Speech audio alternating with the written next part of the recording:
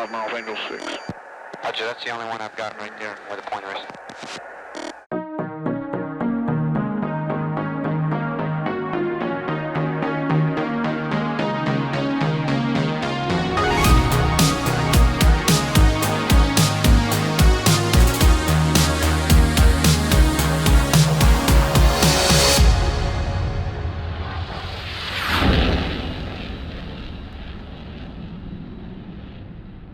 Well, hello there, and welcome back to the DCS SITREP. I'm your host, Prickly Hedgehog, and here we are, fine Memorial Day here in the United States. Here in Minnesota, it's a beautiful day, and I hope the same applies to wherever you are, or even if it's not beautiful weather, it's still a good day for you. Here we are, a little bit of a somber day, really, as we pay tribute and remember the fallen that have defended this country and fought for this country over many, many years. So let's get into the newsletter from Eagle Dynamics, which featured just a few things. A little bit of a small newsletter last week, a couple of updates coming for the Viper, Normandy, and there is a sale going on as well. So let's start with the Viper. And you may have actually seen, before we begin, a video from Mover recently, which talked about some of the improvements that have occurred to the Viper over recent months. In particular here, he was talking about the performance envelopes, which he felt in previous times were not quite right in terms of the way that aircraft was able to turn, rate turn, and the amount of G it could pull. So he revisited the aircraft, and in that particular video, he was full of praise for the improvements that Eagle Dynamics had done. He felt that it was much closer to the performance that he would expect based on his experiences. Obviously, there's a certain amount of subjectivity to it. Nonetheless, he felt that the team had done a good job of making improvements to the flight model that he wasn't happy with previously. He also pointed out that he hasn't flown the aircraft in quite a while in DCS world, was involved in other projects, etc., etc. So it was a good time to come back and check to see how those things had evolved in the game. And so much so that he and Gonki also had a rematch, F-18 versus F-16. I haven't seen that particular video, but both men getting back in the cockpit in DCS world and having a little bit of fun with the product. So it's a good endorsement whenever real pilots come back and say, hey, yeah, the parameters aren't too bad here.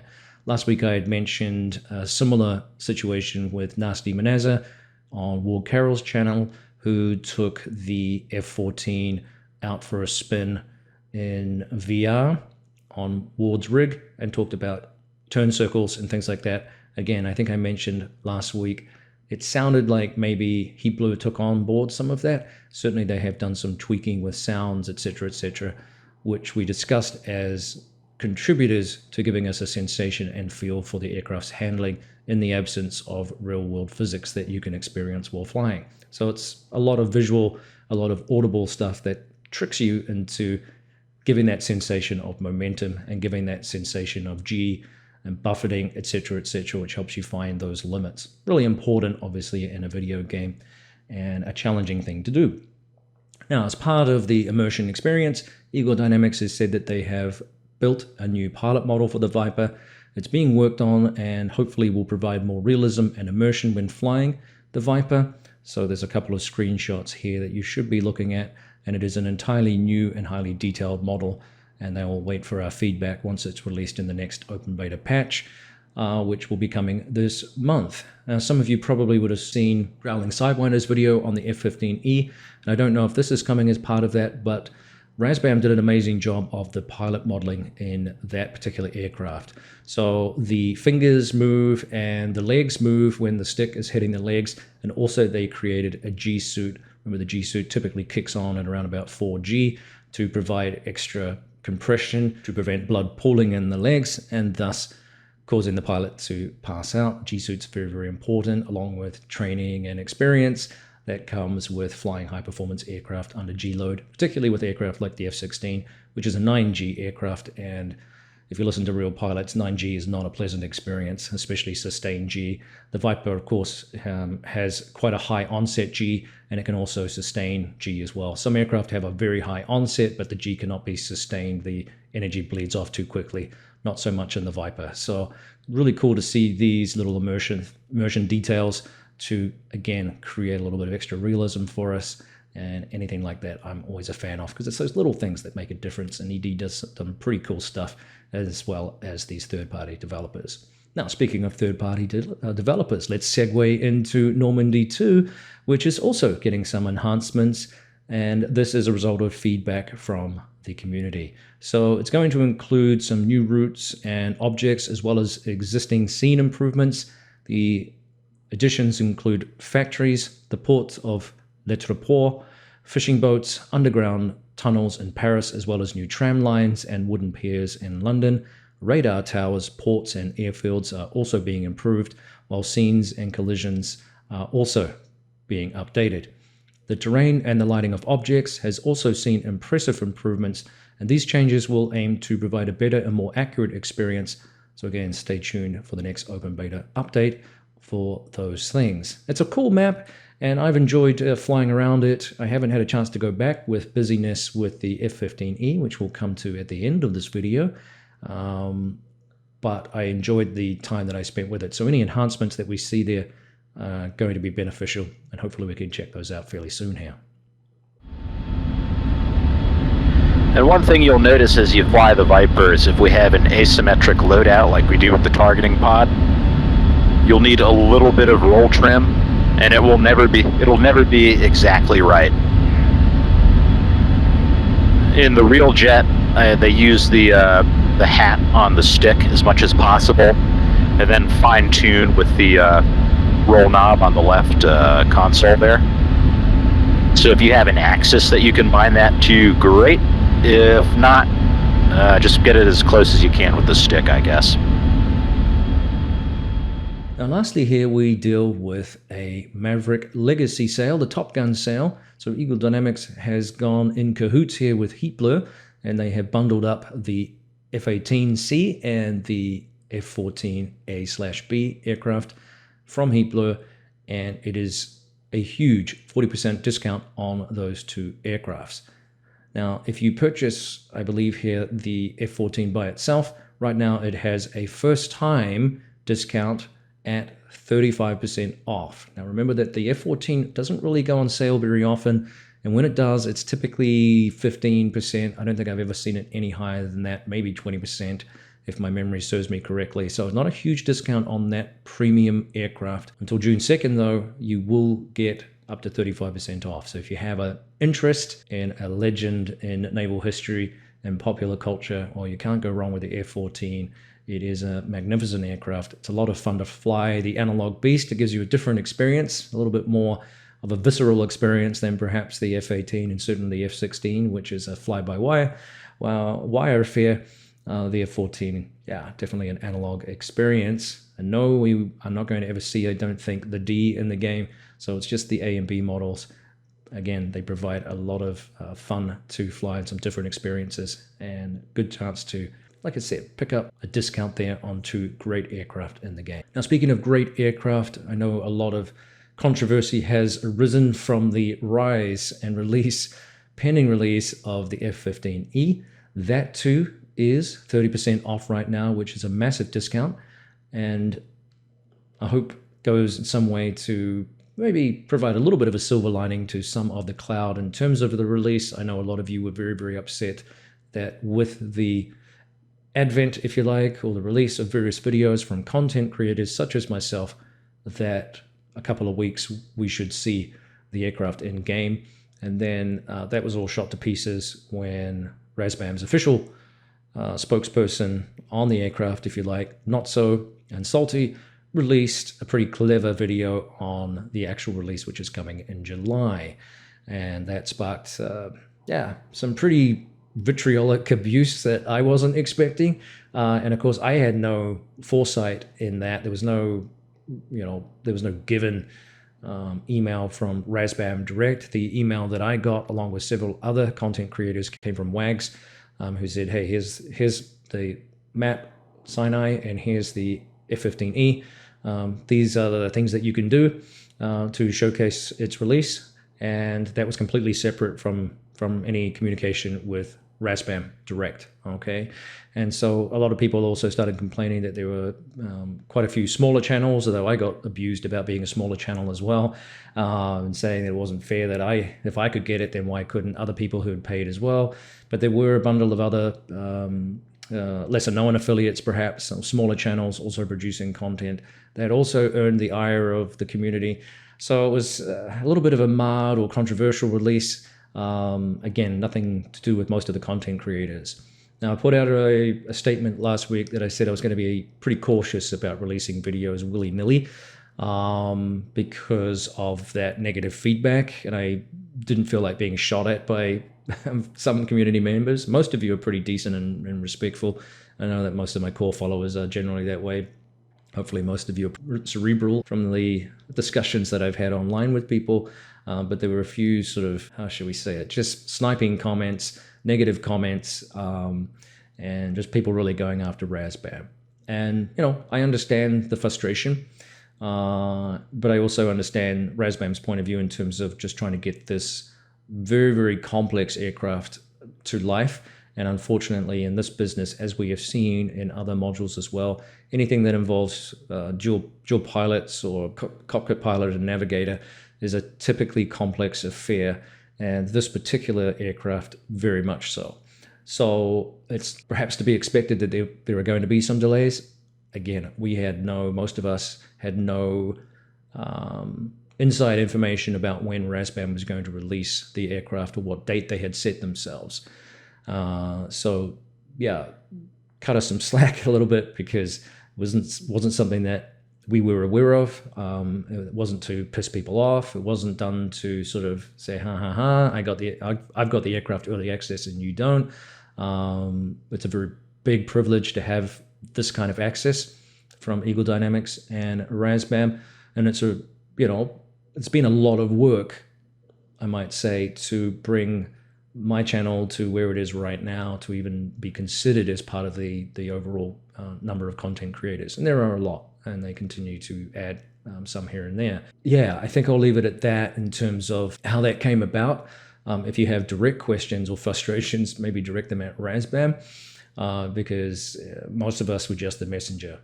So what I would say, though, I am going to be cautious about what videos I'm going to produce. I don't want to cut across what the official releases are doing. I want to provide my own experiences with them. And I'm not usually a tutorial guy. I'm more of a news person. So my interaction with the aircraft is going to be a lot more like it is for the user experience, as opposed to an SME experience, certainly. And to be honest, I know for a fact that there are pilots out there that have shared their expertise in how to use the systems within aircraft and fly them properly, and even those people get abuse from members of the community. You did that wrong, you forgot to turn this on. And I can tell you now too that even if you have the manual and you follow the manual, that is not necessarily how the aircraft is started up, used, flown, etc., etc. You cannot beat having an instructor pilot behind you and other real pilot feedback to get the best out of these aircraft. Just because that's how it's written in the manual does not necessarily mean how it's used in the real world. And so just a caveat there, and I know that for a fact because I've talked to real pilots about this kind of thing. So manuals don't cover necessarily all of the little bits and pieces. You would think that they would, especially with these complex aircraft, but that's not necessarily true. Aircraft get updated, changes get made, and whatever manual that you might be able to look at may have changed. I did pick up a manual for the F-15E because I wanted to read a little bit more and learn a little bit more about the complexity of this aircraft, the MFDs, and how they function and interact with each other, and the sensors on board. It is a very, very exciting aircraft, and I think it's going to be a lot of fun to get the best out of it. Right now, it's limited in the amount of weaponry it can currently carry and deploy, but expect that to change in the future, and we'll see what transpires over the next few months, because I think that's going to be a very interesting period for RAZBAM, because now that they've committed themselves to the date, we should be aware that they've now, set up a kind of a line in the sand, and they're going to have to deliver now, because if they don't, I think then the community is really going to put the blowtorch to their feet about what the heck is going on. So the next 2 months for RAZBAM, I think, are going to be critical. But it's an exciting one because this aircraft is so cool. It looks great. The modeling that they've done is amazing. It's fun to fly. I enjoy the flight model, and I enjoy the amount of potential weaponry that it can carry and what it is going to do in game. And again, it brings that little extra dynamic with the multi-crew component to it as well, which is a little bit more involved than what we've seen, because you can fly the aircraft from the back seat as well, which you can't do in the Tomcat right now, which is the other big fighter in the game, if you like. But the F-15E can carry so much weaponry, and it's a very, very fast aircraft. It's a powerful aircraft, and it delivers some really interesting concepts into the game, which is going to be fun for multi-crew potential, which I enjoy. So, all right, well, to wrap up this week's video, I am going to do a little air-to-air refueling, some of my early experiences here, not my first, but my early experiences here with the F-15 refueling, and a little bit of cloudy, treacherous weather, so there'll be a bit of a voiceover as to how I do that, go through my thought processes with it, based on the knowledge that I've gleaned over several years of doing this kind of thing and flying the sim. So I hope you enjoy this voiceover coming up here. Thanks again for tuning in. This is Prickly Hedgehog out. See ya!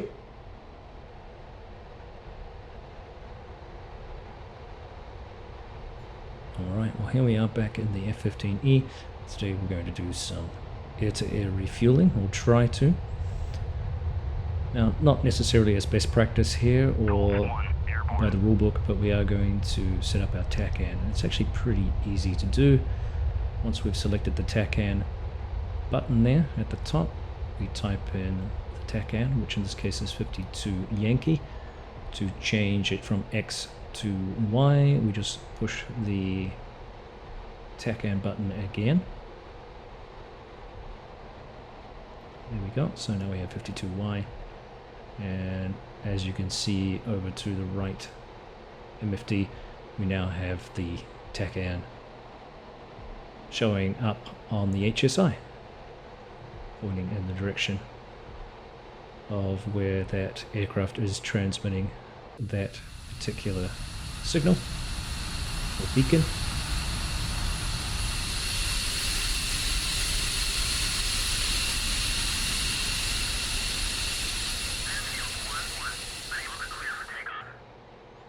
Alright, and now with the magic of editing, we can cut to the next step, which was to take off, and we're just going to do a rolling takeoff here.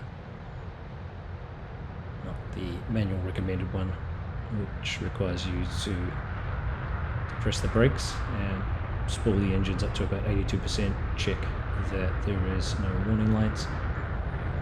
We've got a pretty heavy load, so we're moving around a little bit. I do have some turbulence set up and a crosswind, I think, so that's part of the challenge here. Almost 180 knots we took off there, so a little bit of a shudder. And we'll go get the gear up. Positive rate of climb, which we can see here. We'll throw up the flaps, radars up and running. And then we'll do a veer away here. Flying over local roads and buses. And then we'll swing back to the left. Head approximately north-ish or northwest, where our first waypoint is situated. We've got a series of waypoints just running us parallel really to the tanker, which, as you can see with the TACAN symbol there in the right MFD to the upper left hand side, see that little symbol indicating where our tanker is flying, which I have in a north-south track. Again, it's the only aircraft out there, so it shouldn't be too hard to find, although we do have some weather, and I'm sure that's going to make things challenging. I'm just building up some speed here now, maybe 400, 450 knots. Not extreme low, but we'll just give the employees at the solar plant here a little bit of a thrill. The aircraft is very stable, even with asymmetric loadouts. It's quite cool to fly. There we go. Just pull the nose up here.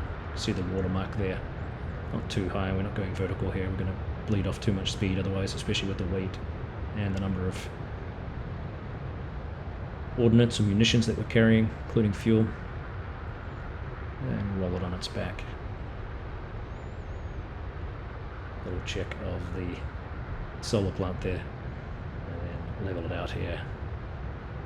See, we bled off a significant amount of speed, but with those big engines we'll soon claw that back.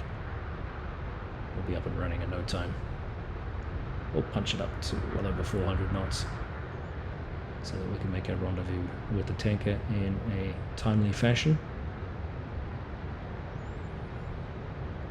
So enjoying these clouds over Syria, over the Sinai map from Henri Tech. The team have done a great job of this map. Right here we took off from Ramon Air Base in Israel, so the northern portion, I guess, if you like, of the map.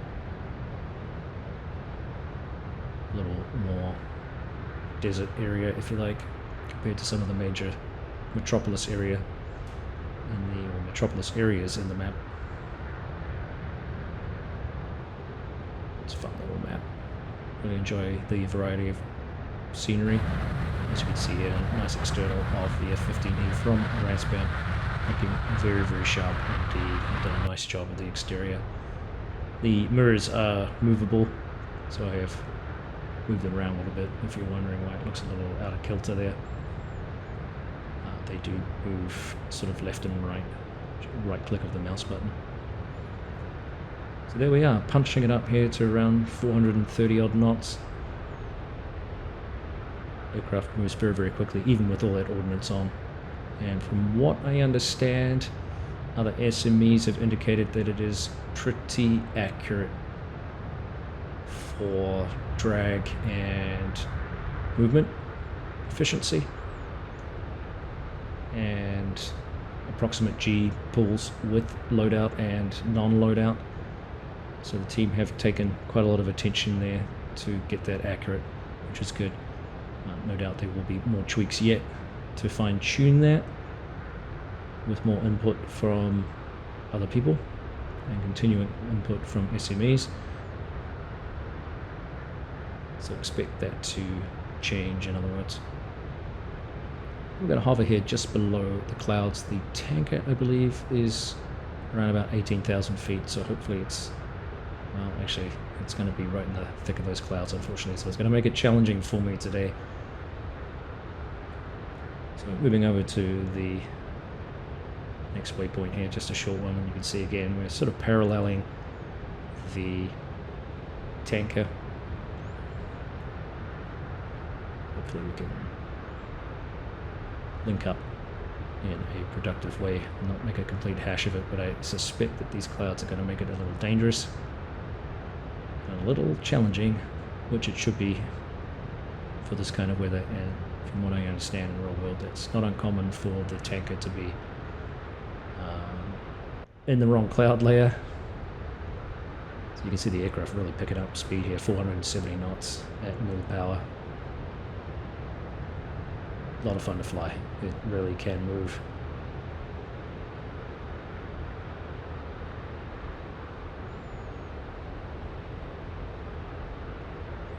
Right, so starting to head to the next waypoint. Again, still paralleling roughly the tanker, using our speed here to get into a better position, which happens to coincide with these waypoints that I throw in.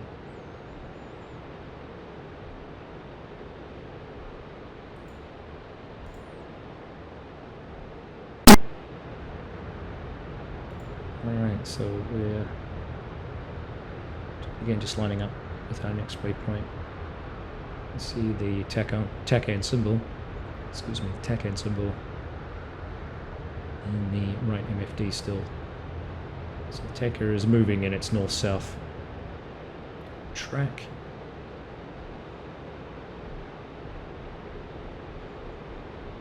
Pretty cool terrain below us here too. It looks really realistic from even these higher heights. You get kind of a real sense of scale and different terrain features.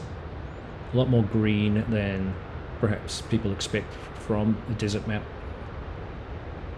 which I really appreciate the attention to detail there. They haven't completely skimped over areas that are perhaps less populated, and they've gone into quite a lot of detail for the heavily populated areas. And it does look cool, and it is a fun map to fly, and it's going to provide some, you know, more interesting experiences for different kinds of scenarios, including ones, hopefully, with the F-15E. Not sure when Eagle Dynamics plans Omri Tech to release this. I don't know if it's going to be part of an F-15E and Sinai doubler, as it has been with the early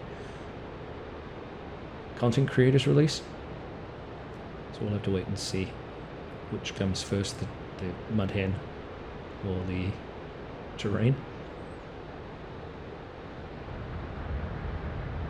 So pretty cool weather. I love the different patches of light sun coming through here as we approach the coast. This should be a short hop for us here. Still just slightly behind the tanker, and as you can see, I've also locked it up here in the radar. Now that is an acceptable thing to do from my understanding. When you get closer to the tanker, obviously we want to switch off the radar so that we're not radiating the crew. Now we will turn and see if we can make some kind of intercept. As you can see now, the symbology changed a little bit on the radar there, indicating we are in a intercept angle. Looks like the tanker is running from left to right across the radar, but we're going to get in more of a right angle, I guess, or acute angle on it. We'll end up probably behind the tanker in some sort of either pure or lag pursuit. You should see symbology there indicating the height of the tanker relative to us. We've got a good 150 knots of smash on it right now, so it shouldn't take too much longer to catch up to it, hopefully. But with this kind of weather, there is a real risk of collisions, so we need to make sure that we stay well below the 18,000 feet, which the tanker should be flying at, because we're going to use gaps in the cloud to try to find it, and that's going to be a little bit tricky. So we're just bringing up the menu now, letting the tanker know that we want to connect. That has been granted. Alright, and I think now I can almost visually spot it. And once I have an affirmative lock, I'll be able to disengage the radar when I get a little bit closer.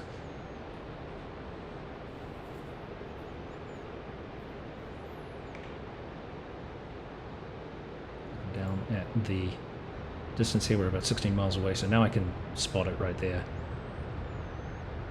I'm a little nervous about losing it in the cloud, to be honest, because it's such a small dot moving across the screen. So we still have a buddy spike on that aircraft, which is fine. It's not uncommon in weather for that to occur. My understanding is that that is pretty typical where aircraft are following each other at trail. But once we do get much closer, we don't want to be irradiating the crew. I think once I feel confident that I've got a bead on it visually, I should be able to switch off the radar. But I'm kind of anticipating it's going to go into those clouds. I got a feeling it's going to go onto its southerly track and turn on me here. It's a very wide HUD, you can see here, so normally I would use the sides of the HUD to keep the aircraft I'm trying to form up on to the outside of that. I think I'm just going to use the horizontal lines. In this case, I don't know if that's standard. I haven't delved enough into the manual and pilot information about what the best practice is for visualizing those things, but now I can see it's starting to turn. You can see that the symbology on the radar showed that it's tracking away from me. So we'll switch sides here just so that we don't lose, get too far behind. We're just recreating some different angles here to try to intercept this. So there we go. We'll turn off the radar now, and hopefully we can maintain track in the clouds. I might have sunk myself. You can see that the radar now is no longer displaying the target. There was a memory warning there for a split second, or an indicator, I think, and now it has disappeared. So we're flying purely visual, but we do have the TACAN indicator as well to help us out if things really go south, which I hope they don't. And I'm about to find out. This is kind of dangerous here. So we are fortunately a good couple of thousand feet below where the tanker is, so that we don't have a reciprocal bearing collision, as long as everybody behaves themselves and stays on the appropriate altitude levels. And we've also got some smash, so I'm going to have to be very, very cautious here that I don't just fly directly at the tanker. Got to not lose spatial orientation in the clouds, which is challenging to do. I think most pilots will tell you that it's very difficult to fly in cloud. Formation flying in cloud is tricky, and normally you'd be a lot closer because of the obvious dangers. But I can still just see the tanker there, and he is starting to switch to a southerly track. So hopefully I can keep visual on the thing. Oh, he disappeared. Alright, so I'm blind now on the tanker, which is not good. We'll have to guess here where it's going. I still have the TACAN, of course, so I can find that, but I do have the range a little too high, so it's not really giving me great information right now. But I also don't want to mess with it. I haven't got that mapped out. Actually, I haven't got the MFDs. Oh, there he goes. Okay, he's going across my nose. Cool. Alright, so I think we're good. Well, and now he disappeared again. I just spoke too soon there. Okay, there he is. There he is. There he is. Okay, so we're good. We're in lag pursuit here. We'll get into sort of a pure pursuit, and hopefully we can link up with the tanker in short order before he disappears into more cloud, which is, I think, going to happen here again. It's pretty thick stuff. Let's see. I don't know how strong these lights are that I'll be able to keep. Oh, damn it. Yeah, he basically disappeared. Alright, so this is exceedingly dangerous. But like I said, if we stay below, well below the altitude of the tanker and don't have too much smash on them, and I can see the TACAN is still ahead of me, we should be okay. Again, I don't know if this is standard procedure. Probably not. Maybe there'd be an ask by the pilots to say, can you get the thing out of the clouds? Bump up a little bit, but I also understand too that sometimes it's not always possible. So let's see if we can find the thing. And I have lost visual. Where did he go? Oh, there he is, right above me. He was just covered by the watermark, I think, there in the... Okay, cool. So now we need to get going here.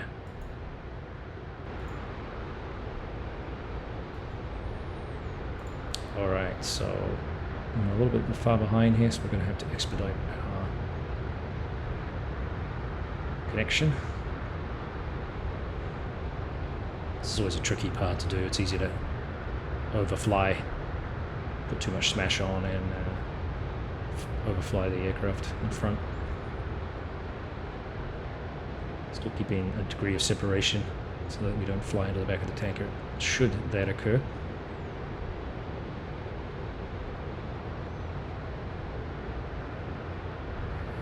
Playing around a little bit too with the trim here because I'm not quite happy with where it's at. So I apologize if it bounces around a little bit. That'll be me playing with the trim. And we've also just turned on or opened the aerial refueling door. And you can see the ready symbol on the top of the canopy bow there, just to the left of the overhead light and the top mirror.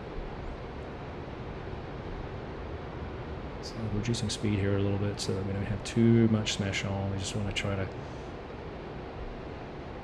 formation fly with the tanker. It's not easy to do, it takes a lot of practice. I did mess around with the curves on the throttle, which I felt were too stiff, too steep, just not quite as fluid as I wanted them, not quite as smooth in certain parameters. So I flattened some of those curves out a little bit within mid-range, right where you need to tank. This is something I did with the F-18 as well. If this turns out to be a decent profile for the Warthog Thrustmaster, then I will share those with you. But it's still early days. I'm experimenting with that. This gives you a little bit more control, less sensitive. Because you need to be able to bump up and down the throttles, spooling those engines just to maintain pace with the tanker. It's really difficult to do. And I'm still not satisfied with my curves just yet in terms of pitch and yaw with the joystick. I still feel those are a little, maybe I need a little bit more dead zone, but it doesn't feel quite right. It's pretty sensitive, that nose, just because it's such a wide aircraft. And I have, to be fair, quite a lot of weight on the aircraft, a lot of ordnance, and all of these things are contributing. Notwithstanding, of course, any turbulence, weight turbulence, etc., etc., all of these things contribute to making things a little tricky. So it's early days yet for me in terms of ironing out any kinks with the controls as I feel it, which, you know, I hope is realistic. It's hard to recreate that in the game, but anyway. So as we poke our nose in here, just gently trying to get the aircraft in the right position. The hose should move out of the way from the refuel there without crashing into it. A little late, but okay, we'll take it. And then again, trying to avoid the pilot-induced oscillation or the PIO, which is really easy to do. Trying to breathe here. Trying not to keep the death grip on the stick, which it's also very easy to do. Overfly the aircraft. It's not easy to do in the game.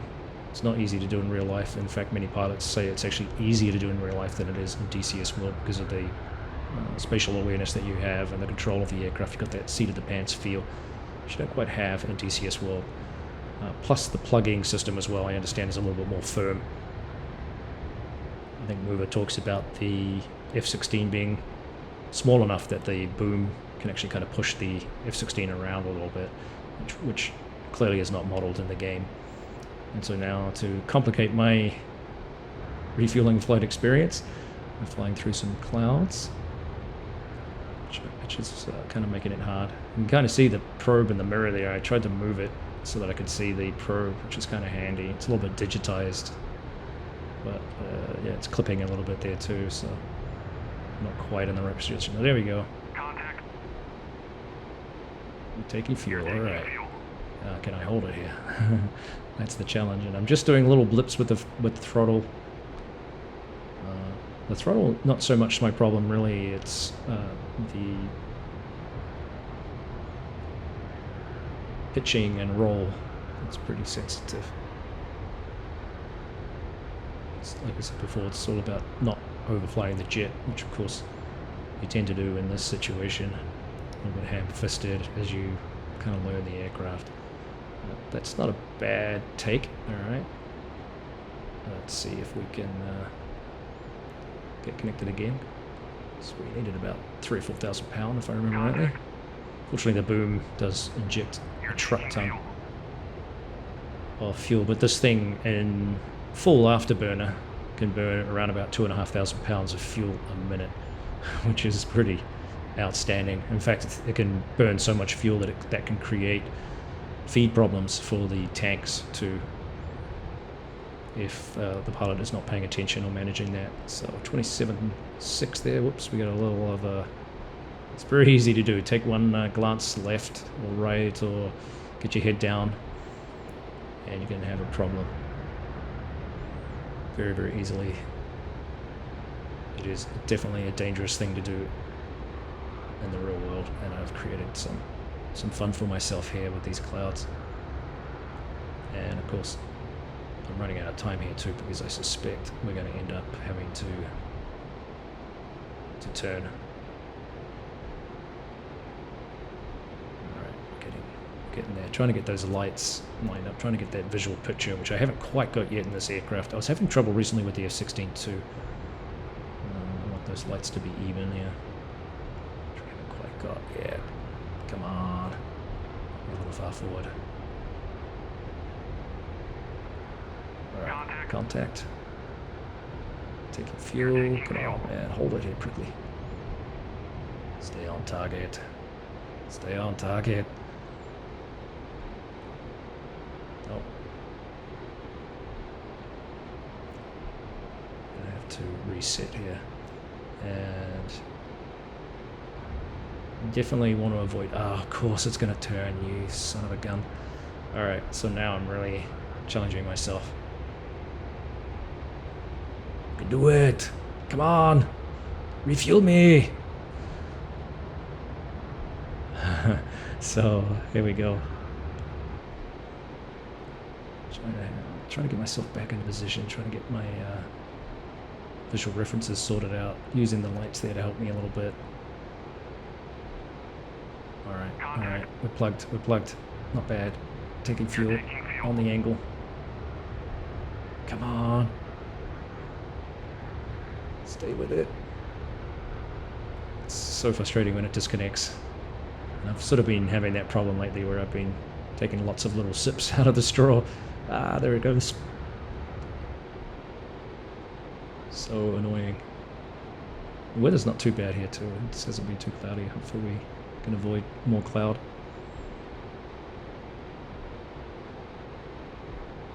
Alright, push it up here just a smidge. Trying not to lift vertically too much. Alright, we got it. We're taking fuel. Hold it. No, don't dip down like that. There we go. Easy. Not bad in the turn here. Spin away.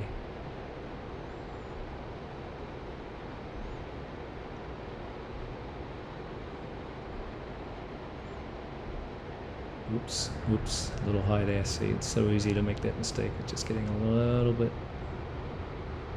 careless. It's just the finest of movements. This is why I say I don't know. Oh, we got it. Yes, that's it. Those are the magic words. Transfer complete. Alright, ooh, a little bit of clipping there. So that boom should come out of the way. I might have got a little high there, so. Oh, what a relief.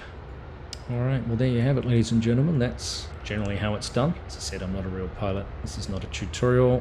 That's how I would conduct myself in game typically.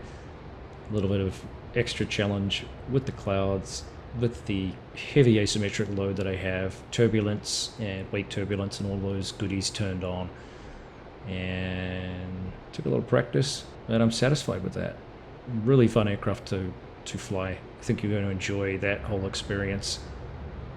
And although it's not a tutorial, I hope it provided some information for you. The TACAN is very easy to set up in the aircraft once you learn how to manage the UFC a little bit. I'm still exploring all of these systems. So again, I hope you found that useful. That'll do for this week, and expect more information on the F-15 from time to time over the coming weeks and over the coming months as we get closer to the official release date sometime here in July. Berkeley Hedgehog out. We'll see you next time. Cheers.